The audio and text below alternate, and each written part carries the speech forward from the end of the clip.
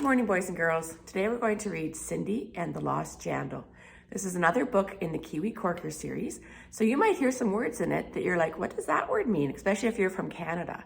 Because sometimes people in different countries use different words for the same thing. So for example, in the first page, it talks about feeding the chooks, which is actually the chickens. So it's just another way that you can say the word chickens. So that's kind of interesting to learn how different countries use different words. So see if you could pick up on any other ones. I bet you even the word jandals, you're going, what does jandals mean? So Cindy and the Lost Jandal. A jandal is another name for a flip-flop in New Zealand. All right, so let's see what happens in this story. Cinderella let out a sigh. She had mud on her gumboots and dirt in her eye. She'd fed all the chooks and milked all the cows. Cleaning the pig pen had taken her hours.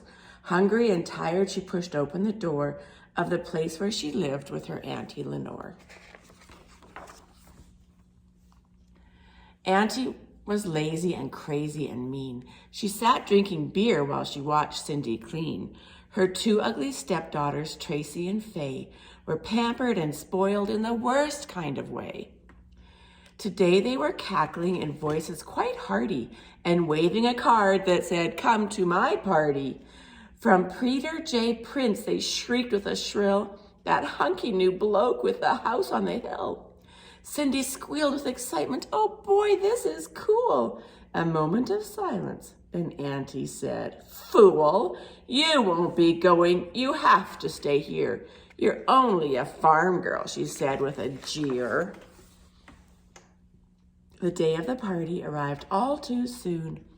Auntie and Tracy and Fay slept till noon, spent hours in the bathroom and under the dryer, squished, squashed, and squeezed into fancy attire.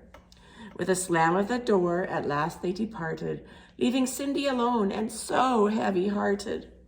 A tear trickled down as she thought of her plight, but then came a zap and a bright burst of light. An old woman appeared, eyes twinkling with fun. "Hi, Cindy dear, I'm your fairy godmum. Tonight you are going to party in style, so mop up those tears, put a smile on your dial."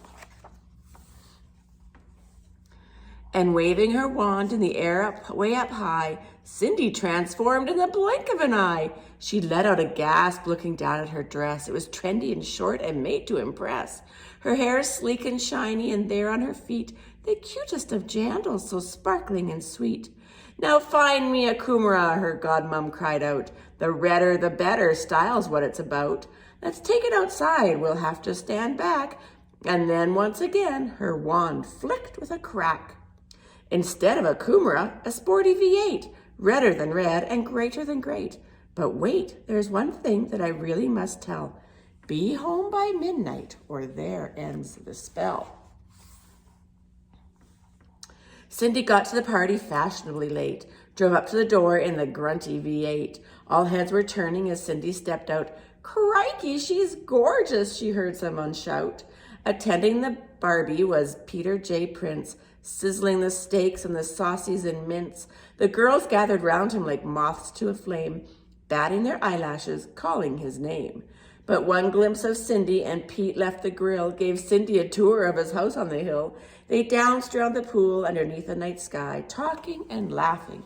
The evening flew by. Then with a shock, Cindy looked at the time. The minutes to midnight totaled just 9. As she ran to the car, she tripped on a rock. A jandal fell off. She had no time to stop. Meanwhile, poor Pete, in a state of dismay, had chased after Cindy to ask her to stay. "Don't know where she lives and don't know her name. How am I going to see her again?" But there on the ground he spied something shiny, a sweet little jandal, so sparkly and tiny. Pete scooped it up, to himself made a vow. "I'll use this to find her. I'll do it somehow." The sun was just rising the very next day when in staggered Auntie and Tracy and Fay. It seemed that their night had not been a success, for the trio were in a fine state of distress, grumbling and mumbling about some strange miss who someone had seen Peter trying to kiss. And after she'd left, he'd asked all around, did anyone know where this girl could be found? Several days later, while watching the telly, Auntie was phoned by a gossiping Relly. Just wondering, Auntie, have you heard the gossip about Peter J. Prince and the Jandal that's lost? He's started to search and he'll not call it quits until he's discovered the foot that it fits. This news sent Auntie right into a tizzy. Come on now, girls, we have to get busy. Go put on your makeup and fluff up your hair. We have to be ready. We have to prepare. I'm sure when this Pete is exposed to your charms, he'll realize it's you that he wants in his arms. So they rushed to their room, their hearts all aflutter, dancing and prancing midst all the clutter. And what do you know? Precisely just then, the doorbell rang and rang once again. Good day, Mr. Prince, Auntie hollered with glee. You've arrived just in time for a nice cup of tea. Peter smiled bravely and stepped on inside. Tracy and Faye, come quickly, she cried. Giggling and jiggling, they both burst, each jostling the other to try and be first. Oh dear, Mr. Prince, we heard of your scandal. We know that you want us to try on the Jandal.